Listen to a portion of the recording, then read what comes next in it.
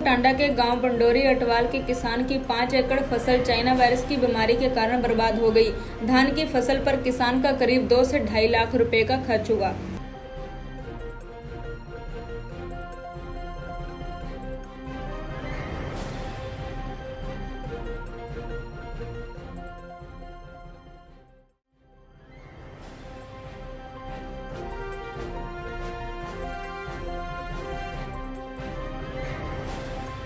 सरकार अगे मंग करदा कि मेरी झोने की फसल नूं चाइना वायरस की बीमारी ने घेर लिया है तो मैं उसकी अज 5 एकड़ की बहाई कर दी है।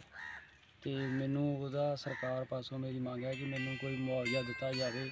तो मेरी ये जमीन जो मैं बहाई की है ये सैजूवाल ग्राम पंचायत ते मूसा ग्राम पंचायत की ठेके ते लई हुई है, जिसका ठेका प्रति एकड़ 26,000 रुपया है।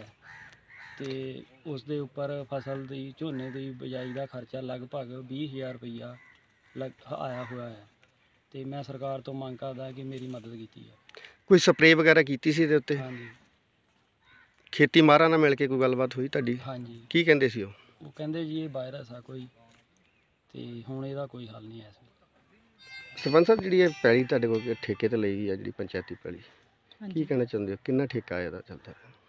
26,000 रुपया ठेका जी। बहुत मेहनत की जो फसल पूरी पकन ते आई तो इन बीमारी वायरस हो गई है, इस करके सारा झोना जिहड़ा खराब हो गया है। तो इस करके हुण इहदी बहाई की गई है। जो सरकार कोल मांग करदे हैं कि इन्हां दी जरूर हैल्प की जाए।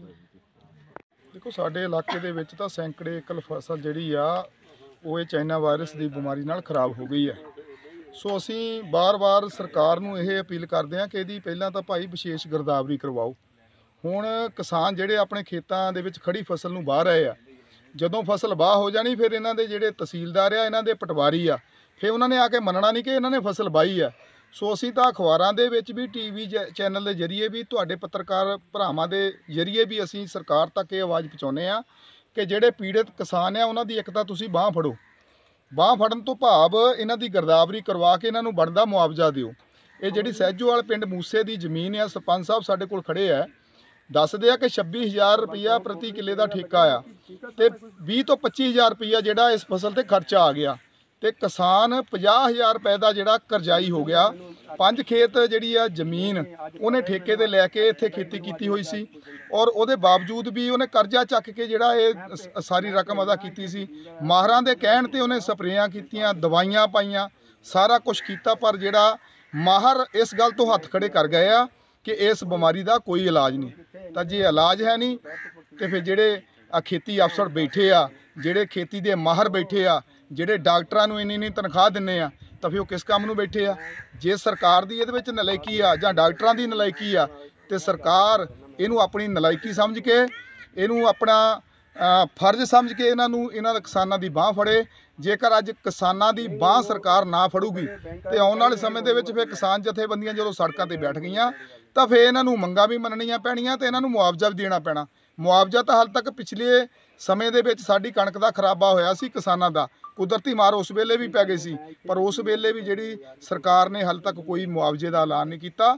ਸੋ ਸਰਕਾਰ ਪਾਸੋਂ ਅਸੀਂ ਤਾਂ ਇਹ ਮੰਗ ਕਰਦੇ ਹਾਂ ਕਿ ਜੇ ਪੰਜਾਬ ਦੀ ਖੇਤੀ ਨੂੰ ਬਚਾਉਣਾ, ਪੰਜਾਬ ਦੀ ਜਵਾਨੀ ਨੂੰ ਬਚਾਉਣਾ ਤੇ ਪੰਜਾਬ ਦੀ ਕਿਸਾਨੀ ਨੂੰ ਬਚਾਉਣਾ ਤੇ ਫਿਰ ਤੁਹਾਨੂੰ ਪੰਜਾਬ ਦੇ ਮਜ਼ਦੂਰ ਦਾ ਵੀ ਖਿਆਲ ਰੱਖਣਾ ਪਊਗਾ, ਪੰਜਾਬ ਦੇ ਕਿਸਾਨ ਦਾ ਵੀ ਖਿਆਲ ਰੱਖਣਾ ਪਊਗਾ, ਪੰਜਾਬ ਦੇ ਜਵਾਨ ਦਾ ਤੇ ਪੰਜਾਬ ਦੇ ਨੌਜਵਾਨ ਦਾ ਵੀ ਖਿਆਲ ਰੱਖਣਾ ਪਊਗਾ। ਸੋ ਆਪਣੀਆਂ ਅੱਖਾਂ ਤੋਂ ਪੱਟੀ ਉਤਾਰੋ, ਇਹਨਾਂ ਗਰੀਬ ਲੋਕਾਂ ਦੀ ਬਾਂਹ ਫੜੋ, ਇਹਨਾਂ ਮਿਹਨਤਕਸ਼ ਲੋਕਾਂ ਦੀ ਬਾਂਹ ਫੜੋ, ਤਾਂ ਜੋ ਆਉਣ ਵਾਲੇ ਸਮੇਂ ਦੇ ਵਿੱਚ ਜਿਹੜੀ ਇਹੀ ਉਹ ਲੋਕ ਆ ਜਿਨ੍ਹਾਂ ਨੇ ਹਰੀ ਕ੍ਰਾਂਤੀ ਲਿਆ ਕੇ ਪੂਰੇ ਦੇਸ਼ ਦਾ ਜਿਹੜਾ ਢਿੱਡ ਭਰਿਆ ਸੀ, ਅੱਜ ਇਹੀ ਜਿਹੜਾ ਕਿਸਾਨ ਆ ਇਹ ਅੱਜ ਜਦੋਂ ਇਹ ਦੇਖੋ ਇੱਕ ਗੱਲ ਹੋ ਰਿਹਾ ਇੱਥੇ ਕਿ ਜਦੋਂ ਇਹ ਬੀਜ ਲੈਣ ਜਾਂਦੇ ਆ, ਜਦੋਂ ਦਵਾਈਆਂ ਲੈਣ ਜਾਂਦੇ ਆ ਤੇ ਜਦੋਂ ਦੁਕਾਨਾਂ ਤੇ ਇਹਨਾਂ ਦੀ ਵੱਡੀ ਲੁੱਟ ਹੁੰਦੀ ਹੈ ਤੇ ਉਸ ਵੇਲੇ ਵੀ ਸਰਕਾਰ ਨੇ ਅੱਖਾਂ ਬੰਦ ਕੀਤੀਆਂ ਹੋਈਆਂ।